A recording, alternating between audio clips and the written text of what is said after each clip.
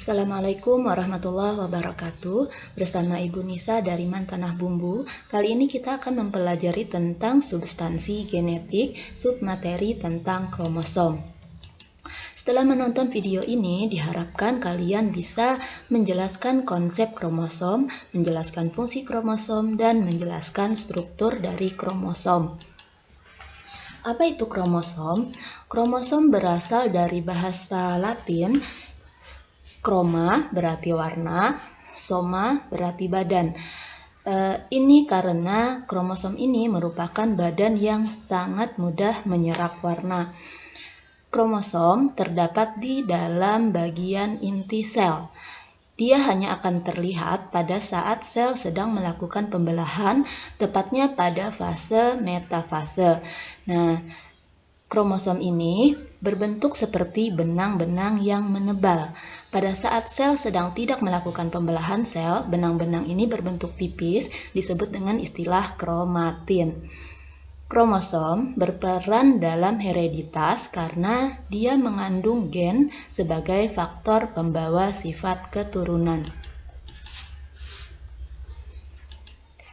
Bagaimana struktur dari kromosom? Kromosom mengandung DNA dan protein. Nah, sebagian besar protein pada kromosom itu berupa histon. Histon ini kemudian membentuk subunit seperti manik pada rantai DNA yang disebut dengan istilah nukleosum. Histon berperan dalam pembungkusan DNA dan mempertahankan bentuk dari kromosom. Bagian-bagian dari kromosom, ada bagian yang disebut dengan sentromer atau kinetokor. Ini adalah pusat dari kromosom yang nanti akan membagi kromosom menjadi dua lengan. Dan di bagian sentromer ini tidak mengandung gen. Kemudian ada bagian lengan. Nah, ini lengannya. Bagian lengan atau kromatid ini merupakan bagian yang menjadi badan dari kromosom itu sendiri. Lengan kromosom ini terdiri atas bagian selaput atau membran, kemudian ada matriks kromosom atau cairan pengisi dari bagian kromosom, dan kromonema. Kromonema itu merupakan benang-benang halus terpilin tersusun atas butiran kromomer atau nukleosum. Pada nukleosum inilah melilit benang DNA yang merupakan gen pembawa informasi genetik dari suatu individu. Berdasarkan letak sentromernya, kromosom dibedakan menjadi 4 macam. Ada yang disebut dengan metasentrik apabila sentromer terletak di bagian tengah yang kemudian akan membagi lengan kromosom menjadi sama panjang. Kemudian ada kromosom submetasentrik apabila sentromernya mendekati bagian tengah sehingga menyebabkan ada satu lengan yang lebih panjang daripada lengan yang lainnya.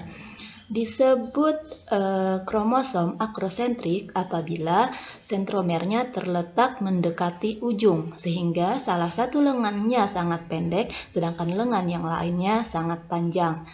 Nah, ada kromosom telosentrik apabila sentromernya terletak di ujung sehingga kromosom hanya memiliki satu lengan.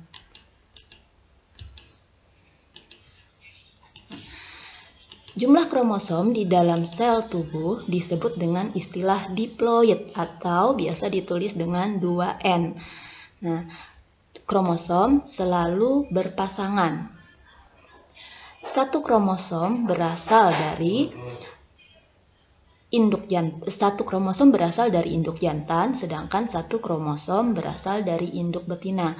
Ini kromosom yang saling berpasangan tadi, satunya dari induk jantan dan satunya dari induk betina.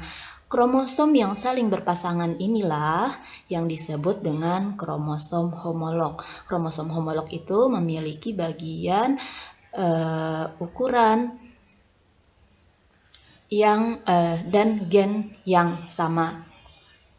Satu perangkat kromosom haploid satu perangkat kromosom haploid yang dimiliki oleh suatu spesies makhluk hidup dinamakan dengan genom. Satu perangkat ini disebut dengan genom. Satu set kromosom dibedakan menjadi dua jenis, ada yang disebut dengan autosom atau kromosom tubuh. Nah, ini dari nomor 1 sampai nomor 22, ini adalah kromosom tubuh atau autosom. Jumlahnya 2N dikurang 2. N ini adalah jumlah kromosom keseluruhan. Jadi kalau pada manusia jumlah kromosomnya ada 46, maka jumlah kromosom tubuhnya berarti adalah 44 atau 22 pasang. Kemudian ada yang disebut dengan gonosom atau kromosom seks atau kromosom kelamin. Jumlahnya ada 2 buah atau sepasang. Nah, ini adalah gambar dari kromosom seks atau kromosom kelamin. Pada laki-laki ada kromosom X dan ada kromosom Y-nya.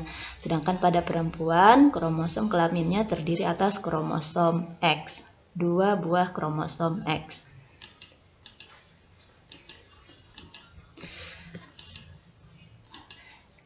Jumlah kromosom pada tiap spesies makhluk hidup itu bervariasi. Bisa kalian lihat pada tabel berikut ini. Misalnya pada manusia jumlahnya 46, orangutan 48, siamang 50. Umumnya semakin kompleks struktur tubuh makhluk hidup, maka jumlah kromosomnya juga akan semakin banyak. Tetapi ada juga makhluk hidup sederhana yang ternyata jumlah kromosomnya banyak.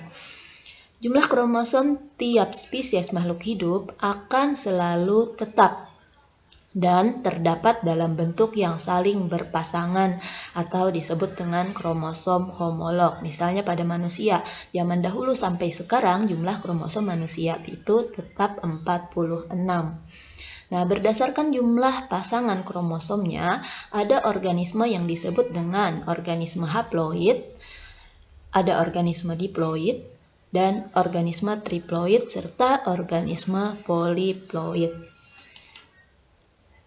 Terima kasih. Assalamualaikum warahmatullahi wabarakatuh.